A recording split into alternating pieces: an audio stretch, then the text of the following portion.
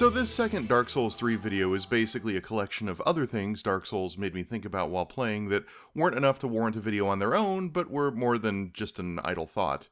Think of this as a grab bag of mini essays, or maybe glorified Twitter rants if you'd like to be less generous. Anyway, let's get started.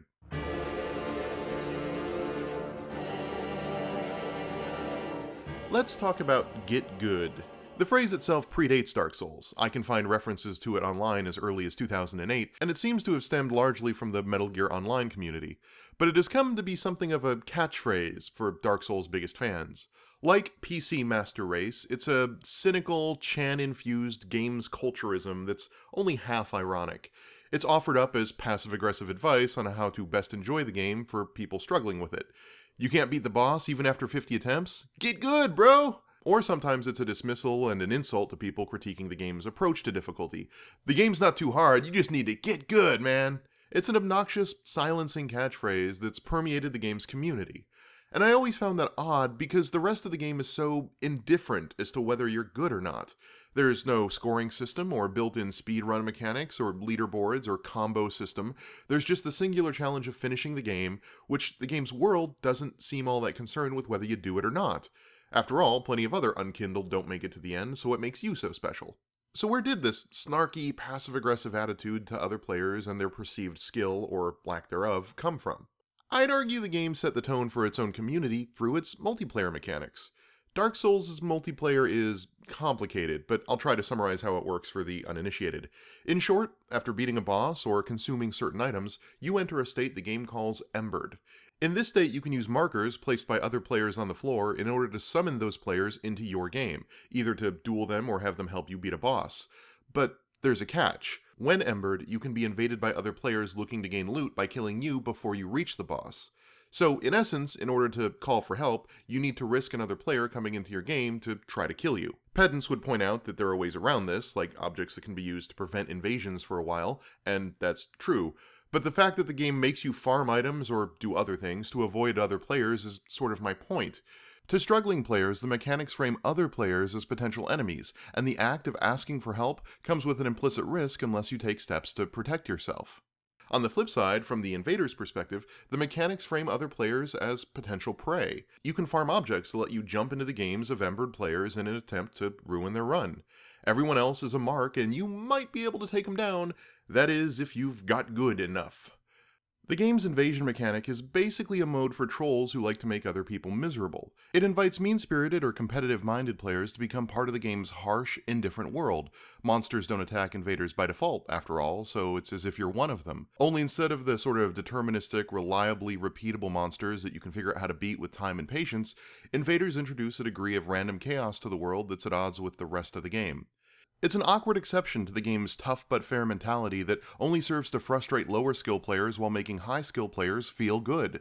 And so the game's multiplayer embodies a lot of the get good mentality. There's a seed of genuine advice. After all, there are plenty of people willing to donate their time to helping you beat the boss you're stuck on, and summoning other players is a good way to do that. But that's not all that the multiplayer offers. That advice, that help, hides a threat. And behind that threat are 1,000 faceless players ready to invade your game and judge your skill for themselves. And that, more than anything, encapsulates what Get Good has come to really embody. The illusion of offering help while hiding the threat of judgment.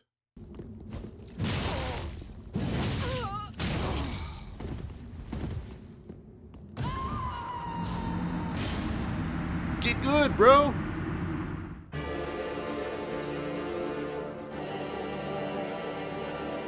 As an avid haunted house enthusiast, one of my favorite things about Dark Souls, and Bloodborne and Demon Souls, is how it applies haunted house design theory to what is effectively an action game. If you go through enough haunted houses, you learn that there's a sort of game going on between the audience and the designers of the house. The house's architects are trying to scare you, but you're looking for where the scare is coming from in order to avoid being frightened. This leads to a lot of attempts to trick the housegoer and throw them off the scent in an effort to really surprise them. These tricks are necessary because the scares need to happen in a real space, in contrast to, say, a movie or a game where you can use editing, cinematography, or even straight-up cheat 3D space to scare your audience.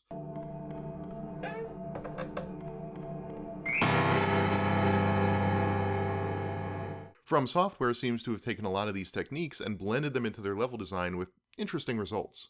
Like, the most basic setup for a scare is a window or a door or blind corner. From Software likes to use this little trick a lot.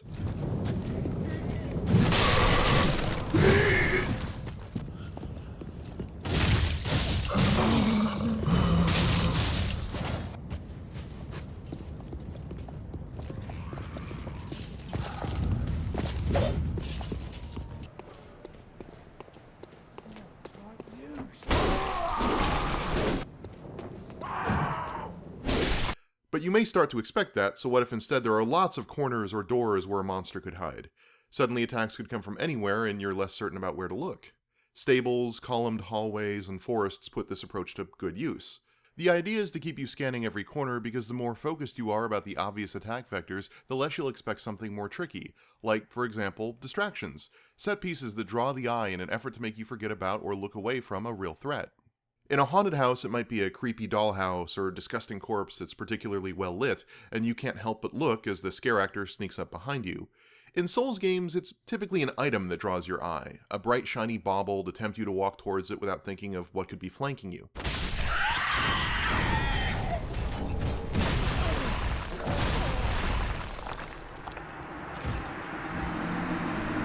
Then there are some times where haunts dangle stringy bits of bloody cloth, heavy body bags, fog, or other distractions in front of you. Depending on the material, it can be an attempt to disgust, but it also inhibits your view. Dark Souls does this as well. Hanging corpses and fog seem to be favorites that blind players and make the movement of enemies more difficult to foresee.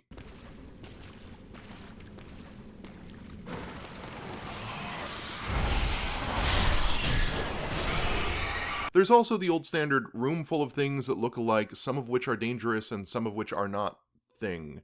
In a haunted house, it's usually a room full of mannequins dressed such that you can't see their faces, like masks or hoodies, and among them, dressed the exact same way, are real people who will jump out and scare you, but you're never sure which are which until it actually happens. We see this in Dark Souls as well. A good example would be the cage spider monsters in the Undead Settlement. You will pass several of them who are just creepy environmental props before finally encountering living ones in the hallway.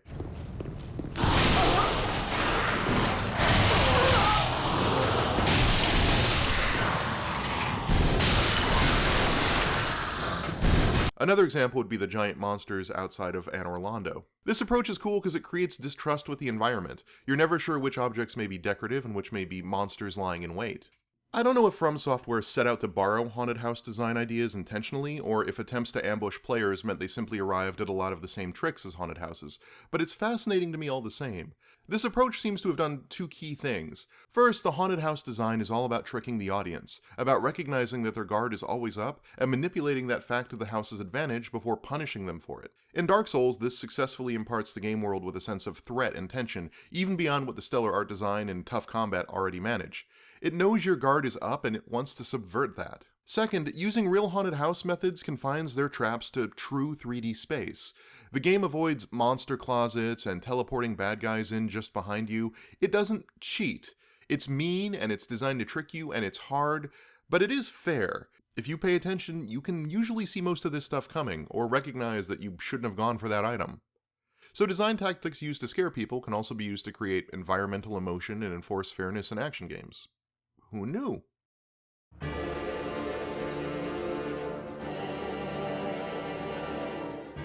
Is it weird that Dark Souls is, at this point, more Castlevania than, well, Castlevania?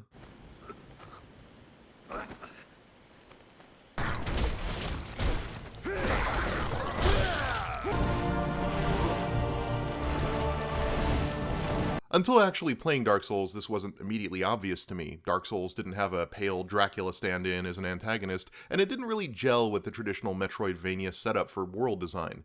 You don't, get jump boots after beating a boss to let you go back to all those high-up areas you missed before. So I never really made the connection. But working my way through Dark Souls 3, it became really obvious that this game is, in one degree or another, something of a spiritual successor to the likes of Symphony of the Night and all those Game Boy Advance Castlevania games. For one, they're thematically similar, an endlessly repeating cycle of an apocalypse almost arriving if it weren't for the player character showing up to stave off evil for one more go-round. And the adventure happens in a sort of vaguely medieval castle setting as traditional zombies, monsters, and an alarming number of possessed suits of armor try to stop our protagonist. And even though these repeating cycles span several generations, each game seems to take place in vaguely the same time period in vaguely the same place, just also completely different. Granted, one is basically a naively optimistic anime and the other is a grimdark tale of woe, but they're definitely playing in the same sandbox of ideas and tropes. The two games are also mechanically similar. Action RPGs that have awkward magic systems that don't really matter until New Game Plus, corridor-driven design where progress is gated by boss fights, and item drops that are critically important to play, but not the goal of the game the way they are in, say, Diablo or Borderlands. And while you don't get new abilities to unlock new areas, Dark Souls also tends towards complex spaces where backtracking is rewarded as you get keys or open new pathways and shortcuts. Spatially, they're not all that different despite Castlevania taking place indoors and Dark Souls taking place in more open environments. They're not open worlds per se, but rather a series of interconnected corridors that bend back on themselves in ways you might not necessarily expect. If there is a key difference, aside from the 2D, 3D thing and the tone, it's that Castlevania is 100% about offense while Dark Souls is way more interested in defense. There's no blocking in Castlevania, and while there's some light dodging mechanics, the focus is on dealing damage and killing things before they hurt you. This makes Castlevania a straightforward action game, charging in and whipping and slicing monsters as soon as you see them. Dark Souls is decidedly more focused on defense. This makes the game slower and more ponderous. You can and do kill things, but only after you've learned to dodge or block their attacks. Dark Souls is Castlevania where the focus isn't on hitting things, but rather not getting hit. And maybe that explains their tone difference, where Castlevania is upbeat and happy and Dark Souls is grimdark and dour. In Castlevania, you go forth as a character with agency to do the good deeds. In Dark Souls, you focus on just not letting the world beat you down.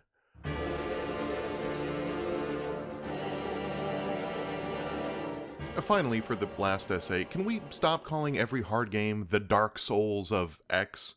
First, it's annoying to see Dark Souls used in place of the word hard or difficult. The game has a very particular flavor of difficulty, built around a set of mechanics designed to evoke a very specific idea, and not every hard game is the Dark Souls of its particular genre. Dark Souls' difficulty is different from the hardest Guitar Hero difficulty, which is different from the I Wanna Be the Guy's difficulty level, which itself is different from Battletoads' near impossible difficulty. Look, I get the desire for shorthand, and sometimes it's super convenient to express some complicated and nuanced idea by pointing to another game that did something similar-ish.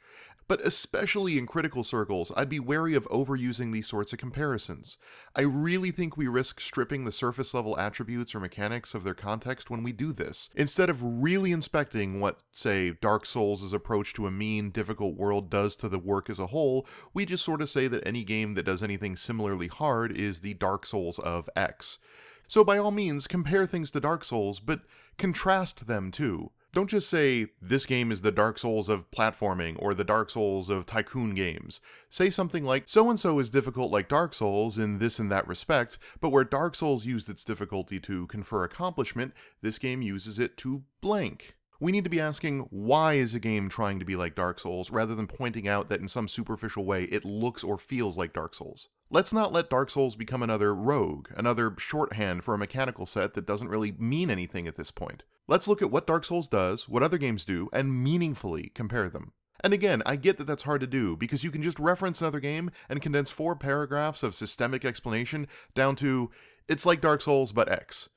But changing the way we talk about video games is the Dark Souls of talking about video games, and I wouldn't expect it to be easy.